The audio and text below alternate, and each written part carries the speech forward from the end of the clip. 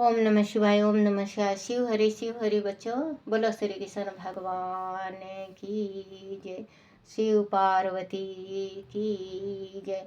सदा भवानी दाहिने सम्मुख रहो गणेश, रामा सम्मुख रहो गणेश।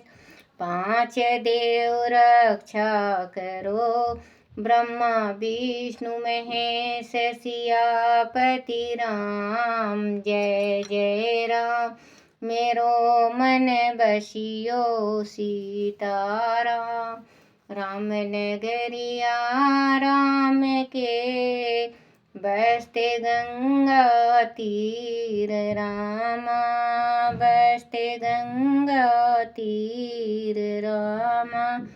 चौकी हनुमत वीर की, राम जी चौकी हनुमत वीर की।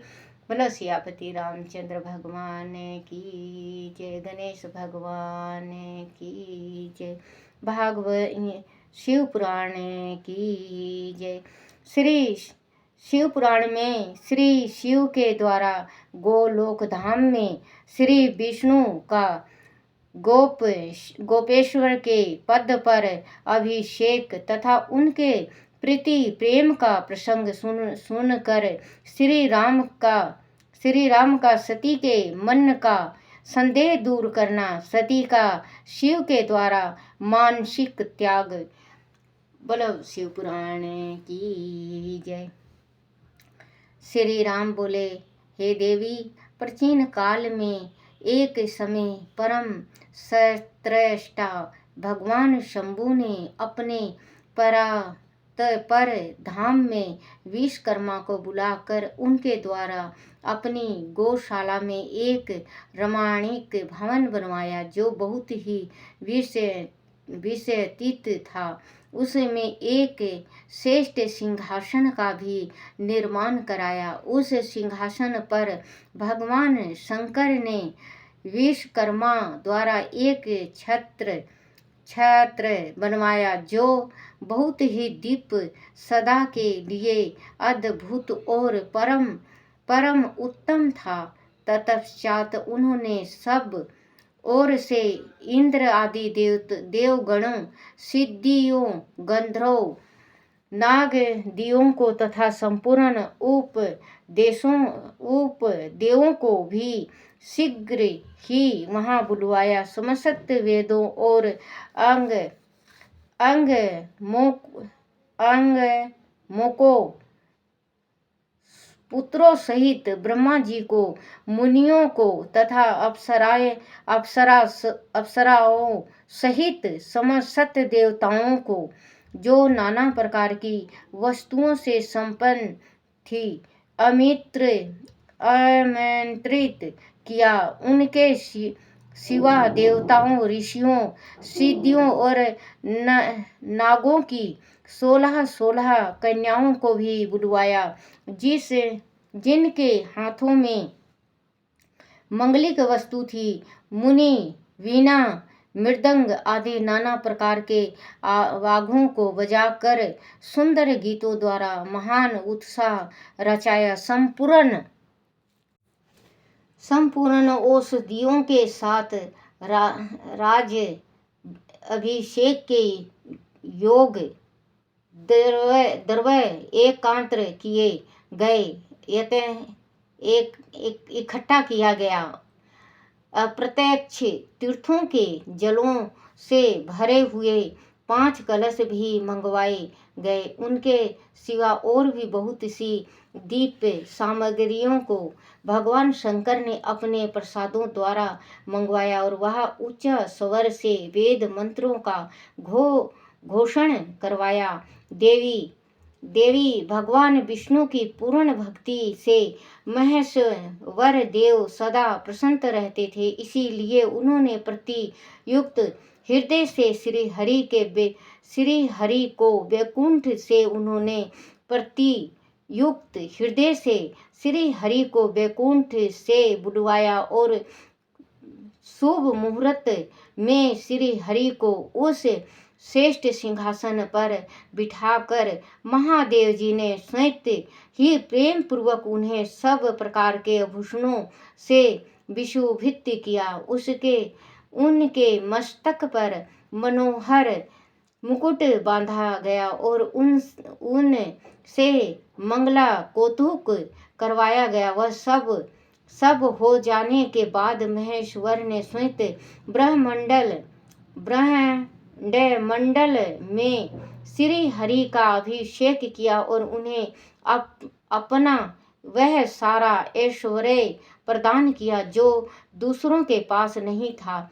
तंदारत स्वतंत्र ईश्वर भक्त उत्सल शंभु ने श्री हरि का सत्मान किया और अपनी आराधीनता भक्त परवासता को सर्वत्र प्रसिद्ध करते हुए वह लोककर्ता ब्रह्मा से इस प्रकार बोले। महेश्वर ने कहा, लोकेश, आज से मेरी आज्ञा के अनुसार यह विष्णु हरि स्वयं मेरे वंदनीय हो गए। इस बात को सभी सुन रहे हैं। तात तुम संपूर्ण देवता आदि के साथ उन श्री हरि को प्रणाम करो और यह वेद मेरी आज्ञा से मेरी ही तरह इन श्री हरि का वर्णन करे। श्री रामचंद्र जी कहते हैं, हे देवी, भगवान विष्णु की शिव भक्ति देखकर प्रसन्नचित्त हुए वरदायक भक्त उत्सल रुद्रदेव ने उपयुक्त बात कहकर स्वयं ही श्री गरुड़ ध्वज को प्रणाम किया। तंदारत ब्रह्मा आदि देवताओं, मुनियों और सिद्धि आदि ने भी उस समय श्री हरि की वंदना की। इसके बाद अत्यंत प्रसन्न हुए भक्त उत्सल महेश्वर ने देवताओं के समक्ष श्री हरि को बड़े बड़े वर प्रदान किए। महेश्वर बोले, हरे, तुम मेरी आज्ञा से संपूर्ण लोकों के कर्ता, पालक और सहायकार हो। धर्म, अर्थ और काम के दाता तथा दुर्नीति अथवा संन्यास करने वाले दुष्टों को दंड देने वाले हो। महान बल पराक्रम से संपन्न जगत पूजित जगदीश्वर बने रहो। मरण गण में तुम कहीं भी जीते नहीं जा सकोगे। मुझसे भी तुम कभी पराजित नहीं होगे। तुम मुझसे मेरी दी हुई 3 प्रकार की शक्तियां ग्रहण करो। एक तो अच्छा आदि की सिद्धि, दूसरी नाना प्रकार की लीलाओं को प्रकट करने की शक्ति और तीसरा तीनों लोकों में नित्य स्वतंत्र हरे जो तुमसे देश करने वाला है, वह निश्चय ही मेरे द्वारा प्रयत्न पूर्वक दंडनीय होंगे। विष्णु, मैं तुम्हारे भक्तों को उत्तम मोक्ष प्रदान करूंगा। तुम इस माया को भी ग्रहण करो जिसका निवारण करना देवता आदि के लिए भी कठिन है तथा जिसके मोहित होने पर वह विश्व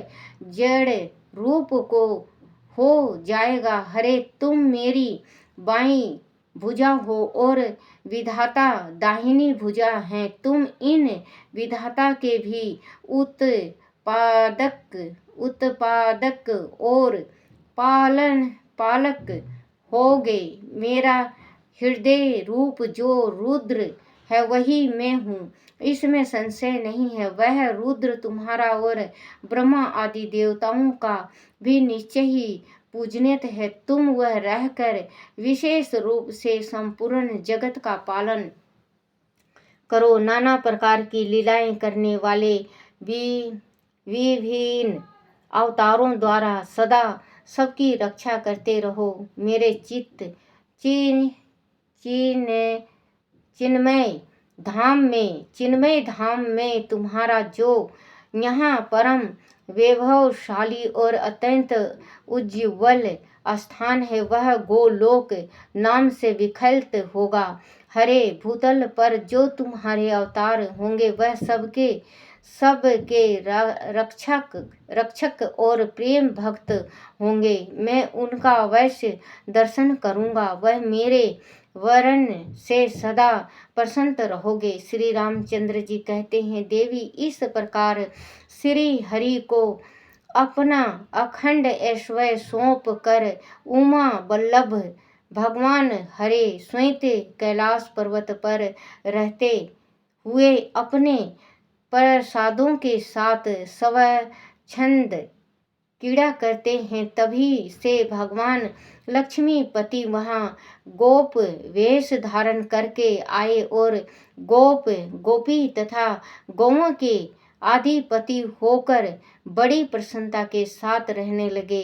वह श्री विष्णु प्रसन्न चित्त हो समस्त जगत की रक्षा करने लगे। वह शिव की आज्ञा से नाना प्रकार के अवतार ग्रहण करके जगत का पालन करते हैं। इस समय वह ही श्री हरि भगवान शंकर की आज्ञा से 4 भाइयों के रूप में अवतारित हुए हैं। उन 4 भाइयों में सबसे बड़ा मैं राम हूँ, दूसरे भरत हैं, तीसरे लक्ष्मण हैं और चौथे भाई शत्रुघ्न हैं। देवी, मैं पिता की आज्ञा से सीता और लक्ष्मण के साथ वन में आया था। यह किसी निशाचर ने मेरी पत्नी सीता को हर लिया है और मैं विराही होकर भाई के साथ इस वन में अपनी प्रिया का अन्वेषण करता हूँ। जब आपका दर्शन प्राप्त हो गया तब सर्वथा मेरा कुशल मंगल ही होगा। माँ सती, आपकी कृपा से ऐसा होने में कोई संदेह नहीं है। देवी, निश्चय ही आपकी ओर से मुझे सीता की प्राप्ति विषयक वर प्राप्त होगा।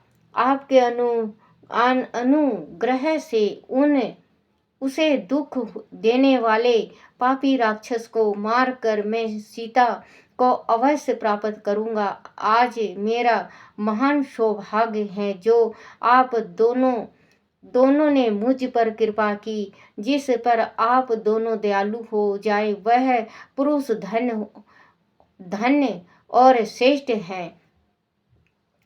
बच्चों, भगवान राम जी ने सती को सारी कही कि भगवान शिव जी मुझे कब से जानते हैं और कैसे जानते हैं, क्योंकि मैं ही विष्णु भगवान हूँ। राजा दशरथ के यहाँ 4 पुत्रों के रूप में जन्मा हूँ। भगवान ने जिस टाइम सबसे पहले गोलोक बनाया तो मुझे ही वहाँ पे बिठाए, विष्णु को, और विष्णु को ही वहाँ का गोलोक बना दिया।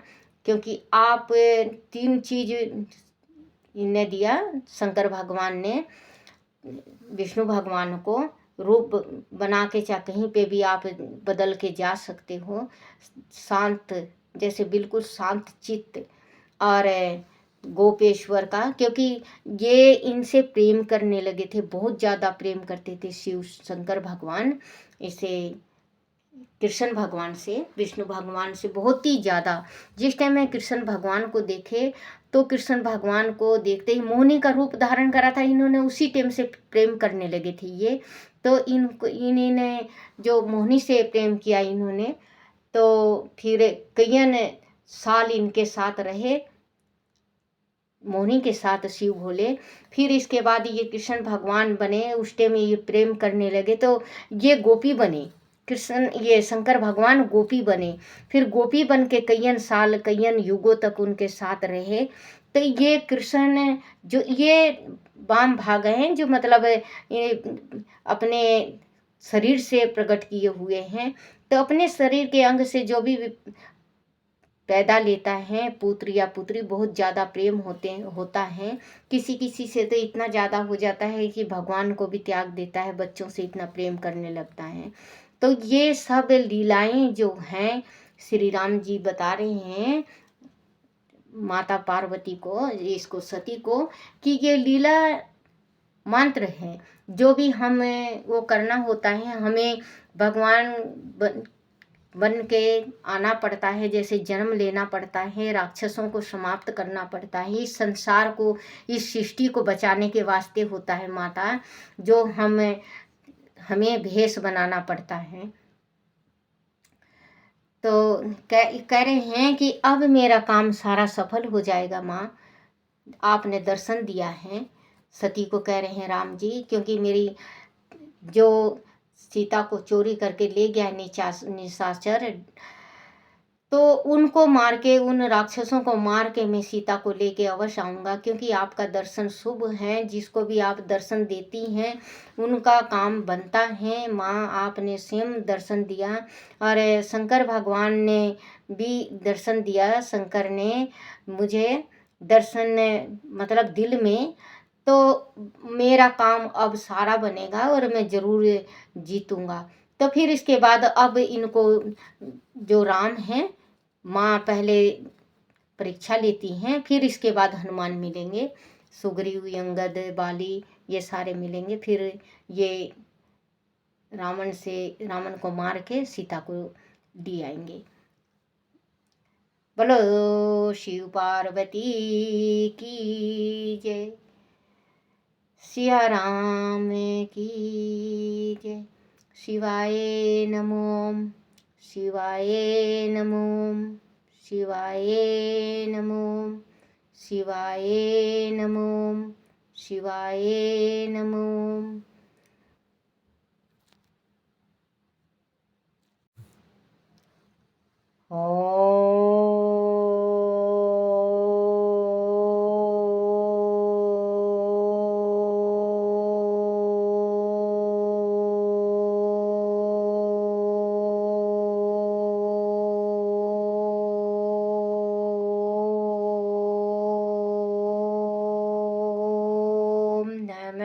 शिवाय।